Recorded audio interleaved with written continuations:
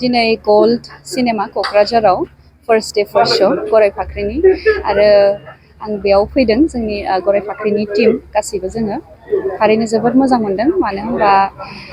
गोबां रायजोफोरानो फैदों गोजान गोजाननिफ्रायबो फैदों नायफैदों जोंनि सिनेमाखौ माने अनसायफैदों गराय फाख्रिखौ बेनिखायनो जोबोद गोजोननाय मोनदों। गराय फाख्रियाव नोंथांनि रला माबायदि? आंनि रला जाहैबाय सिम्पल रल माने जेन्डार इकुवेलिटिनि नैबे सिनेमायाव जेनेबा जेबो नेगेटिभ बेबायदि नङा बाट देन जों माबायदिहाय बिकज गराय फाख्रि नेम इटसेल्फ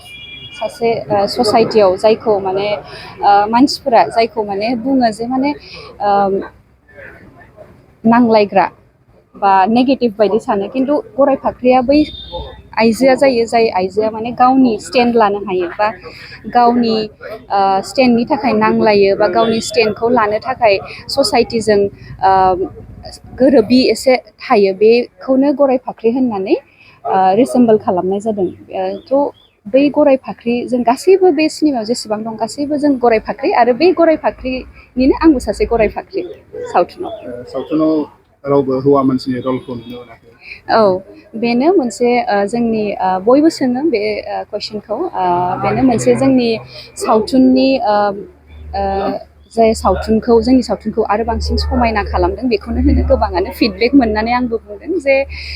मोनसे बे एक्सपेरिमेन्टेल बायदिमोन रजनी मेमनि जोंनि डाइरेक्टर स्क्रिप्ट राइटारनि उइदाउट माने रावबो मेल केरेक्टार गैयाबासिनो उइदाउट मेल केरेक्टारनि एपियारेन्स गैयाबासिनो बे सावथुनखौ बानायनो हायोबा माबायदि जायो बे मोनसे एक्सपेरिमेन्टेलमोन आरो बे क्लिक खालायदों इण्डियायाव बे फार्स्ट मुभि जेरावहाय बे सावथुनाव रावबो हौवाफोरखौ नुनो मोनाखै आसा खालामो रायजोफोरा जाय बिथांमोना नायाखै नायफै आरो माबायदिहाय बे हौवाफोर गैयाबासिनो बे सावथुनखौ बानायदों आरो एन्टायार सिनेमाखौ नुबा ओरैबायदिबो मोननाय नङा जे बेयाव रावबो हौवाफोर गैया माने गैयाबो खिन्थु दंबायदिबो मोनो बे सावथुनखौ बयबो नायफै अनसायफै दिनै जायफोरा नायफैबाय रोजा रोजा साबायखर गोसो गोरबोनिफ्राय थेंक इउ। गोजोनथाव खौरां नोंथांमोननि थाखाय मोनसे गोजोनथाव खौरां लानानै फैदों।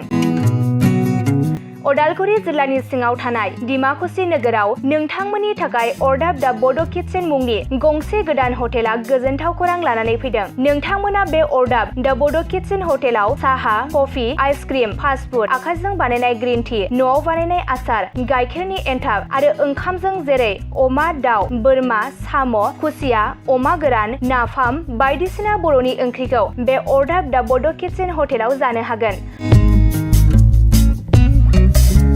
अरदाब दा बड' किटचेन हटेला डिमाकुसि सेन्ट्रेल बेंकनि खोलाहा बरुवा रेडिअ मबाइल गलाजों नांजाबनाय।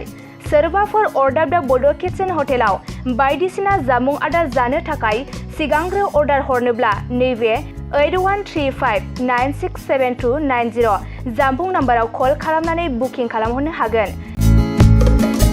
गोजोनथाव खौरां अरदाब दा बड' किटचेन हटेलाव गोबां न'आव बानायनाय मोजां जाग्रा आदारखौ मोननो हागोन।